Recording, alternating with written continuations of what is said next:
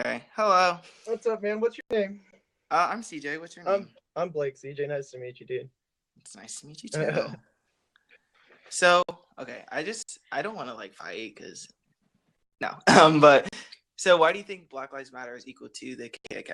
Okay, so I think we can both agree. Well, I know I could agree on this. I don't know about you. I just met you, CJ. But the Ku Klux Klan and Black Lives Matter are both racial supremacist groups. I would disagree. Okay. Mainly for the fact that it's not racial supremacy. It's more of you want to get on the same level as white people. And I understand it does look like that, mainly because there's a difference between being in privilege and out of privilege. And I know everybody's like, oh, you're in privilege, you're privileged. I understand that does get annoying because being a man, I am in privilege a lot of the time. So I mean, for instance, I wouldn't know what it's like to be a woman. And since you're white, you don't know what it's like to be behind. I'm not white. I'm Mexican. Huh? Oh yeah, I'm sorry. Yeah. But because I don't know, just because you're not a black, you don't understand what it's to be this far behind. What do you mean behind? Well, mainly it's actually very racism is very. We live in a society where you can go where the hell you want now. I'm sorry. I feel like we live in a society where you can go wherever the hell you want. You can do whatever the hell you want. I mean, Ben Carson, he's a black guy, and he was raised in poverty. His mom was cleaning houses, and he went with his mom and read books in every house he went, and he became a doctor and ran for president. He did a goddamn good job of it. Mm-hmm. That we could say as a people that people are behind. And that is very true, but at the same time, you have to think that it's systemic in the sense that since since African Americans have came to America, we have, after slavery, we weren't given the amount of jobs, the same job opportunities that white people have. This can be agreed on, correct? Yeah, but this was many, many years ago. And that's true, yeah. But you have to think, we got these jobs, and then we all congregated in the same neighborhood of equal socioeconomic value. Okay. Mainly because, I mean, those are the houses that they could afford at the time, correct? Yeah. So after that, we all lived, we just kind of everybody stays home. Mm-hmm. And that population grew and grew and grew off of that same notion that we're not making a lot of money. Mm-hmm. And due to the fact that in America, schools are given money based on their location. They're given money based on their attendance. I'm sorry? They're given money based on their attendance. Yeah, but the money comes from taxes in the community. Okay, yeah. So, if you have nobody working in your community, then schools won't get paid. What'd you say? If you have no one working in the community, then schools won't get paid. But they are state funded. Schools are state funded. Yes, and that's true. But money is given based on where you are in the state.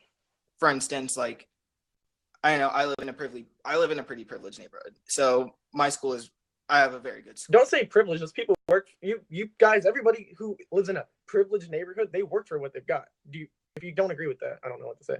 Oh yeah, and they do work for what they have, but some people don't have the same opportunities, mainly because of where they live. But everybody has the opportunity. This in 2017, you have the opportunity to go to public school, and you could get a scholarship to go somewhere. You can't say that you don't have an opportunity now. That's not an excuse. But at the same time, we live in a world where that we're going to this school, and nobody's given the same education level. There are poorer schools who don't get the same funding as schools in richer or places that have more money.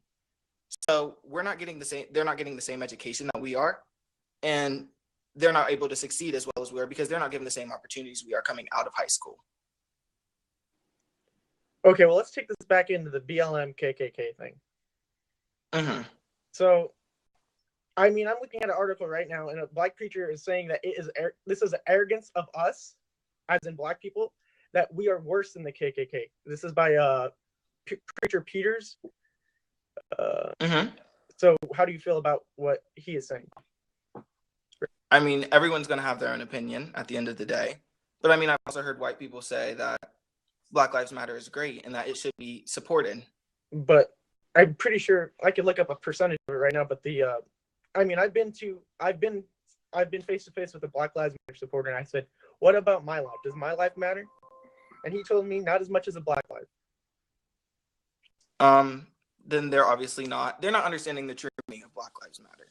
But This, like the Black Lives Matter movement, has spread out, and it has been greatly misinterpreted by a lot of people. I'm going to agree with you on that. mm-hmm. But the main idea behind Black Lives Matter is it's not that all lives don't matter. My best analogy is this: if you go to the doctor for a broken arm, would you want them to put a cast on your leg? No. Because that part of your body isn't broken, correct? Yeah. Well, that's kind of what it means. Like, we're not saying that your leg is fine, obviously. Your arm is the one that needs attended to. So your arm is the one we're going to focus on right now. So through that analogy, I don't like that analogy, but okay. I'm sorry. Why have you seen these Black Lives Matter turn into riots and then turn into looting and stealing and rioting and burning and slaughter? I mean, I've seen it numbers of times on the news, just police officers being ran over, and they're saying because they're racist pigs. And Black Lives Matters, I've seen chants where they're like, fuck the police, fuck white people, fuck white nationalism, like all this shit. To the point where you're saying fuck the police and stuff like that, that's mainly because of the police brutality movement. And I'm not saying the police brutality movement and the fact that we are not, like, the police are just brutal to Black people. The police are overly brutal to everyone.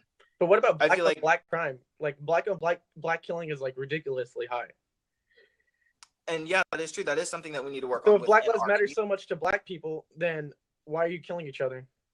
Because that's the message we're trying to send as well. We're trying to send the Black Lives Matter movement to everybody else in this country, as well as ourselves. I'm pretty sure everybody knows about it now.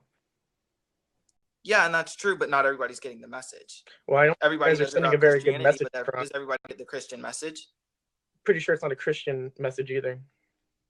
I'm sorry? I'm pretty sure you guys aren't sending a Christian message out by killing. I didn't say it was a Christian message. I'm just saying a Christian message just now. Yeah, but I was using it as an analogy. Okay. Everybody knows about Christianity. You're not saying it's a Christian message, but it's a Christian message. Okay, I get it. Yeah. I was just using it as an analogy, but... Okay, okay, I guess. All right, well, good talk. Nice to meet you, CJ. Nice to meet you, too.